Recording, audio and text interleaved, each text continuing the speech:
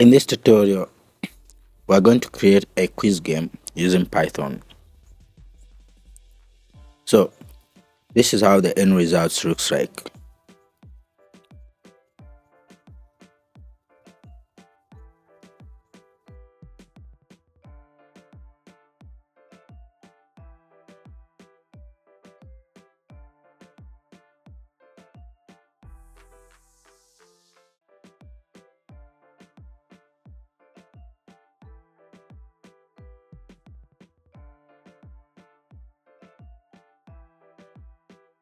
So let's dive in.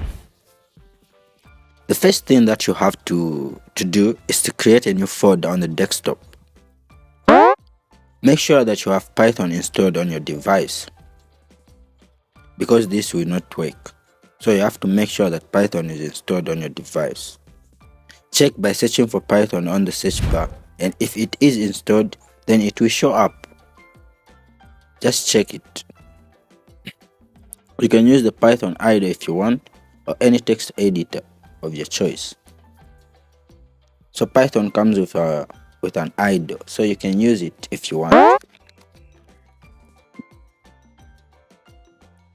I'm going to use VS Code in this tutorial, which you can also download and install for free on your device. Once you are inside VS Code, you have to go where it says File. Go where it says Open Folder, then select the folder you have created on the desktop.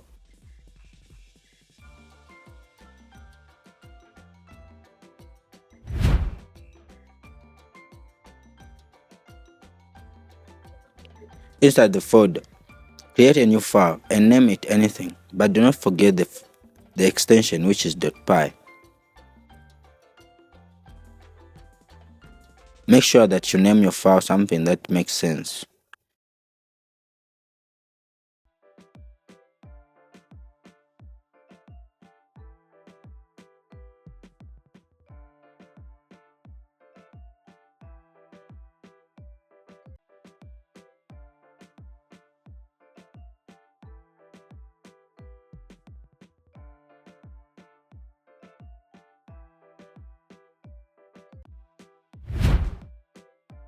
Now it's time to write the codes, guys. Let's dive in. So the print function comes with Python, and its purpose in life is just to print out anything enclosed in quotes. And an input function just tells the user to import something. It prompts the user to put something, Light print, welcome to the quiz game.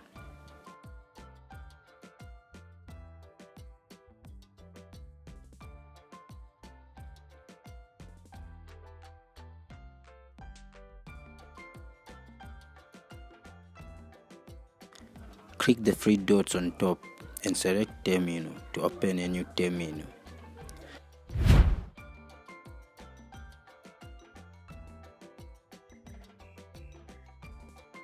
Once you have opened the terminal, type Python space the name of your file, in this case quiz.py, and press enter on the keyboard.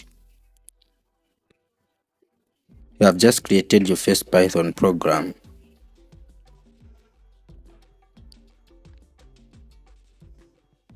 Next, we ask the user for their name by introducing the input function, which will allow us to get the user's input. So create a variable which can be any name. In this case, it will be name equals input. What is your name, please? Then we have to print out the above code using the print function like we did at first.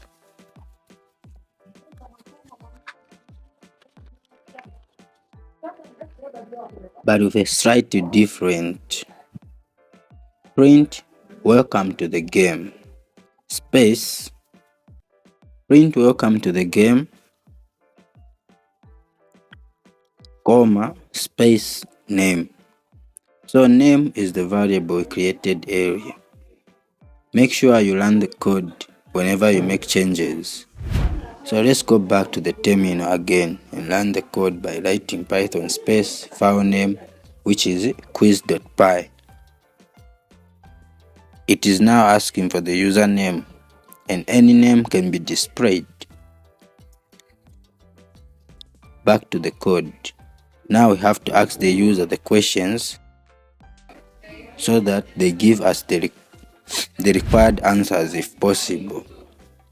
You can ask them any questions of your choice depending on what you truly know. So in this case, I will ask them computer questions.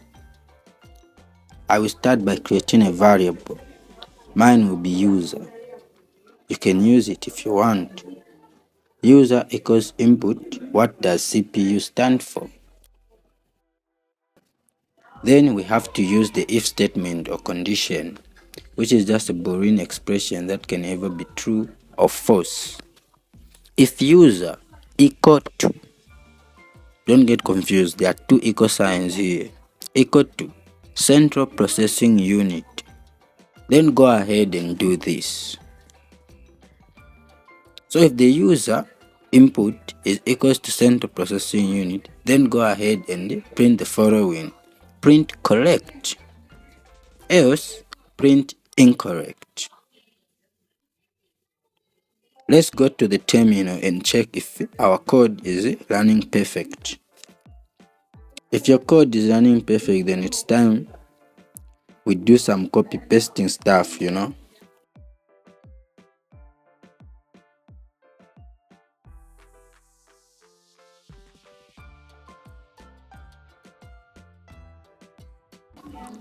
Back to the program.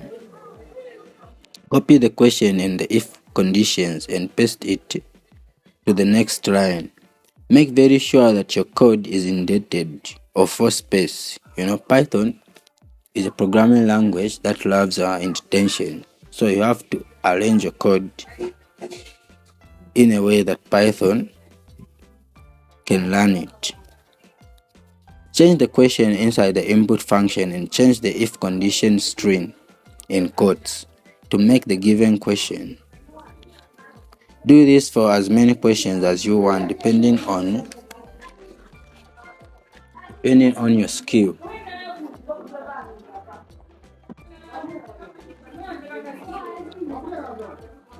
This is it for today, guys. I hope you enjoyed the video. You can also expand the same Python quiz game if you want to. Please make sure to leave a comment in the comment section so that I can know if you want more such tutorials and the complete Python quiz game you can learn on the terminals. Do not forget to subscribe to my channel, for it has no subs yet. I will appreciate if you can take your time and subscribe and comment. Please don't forget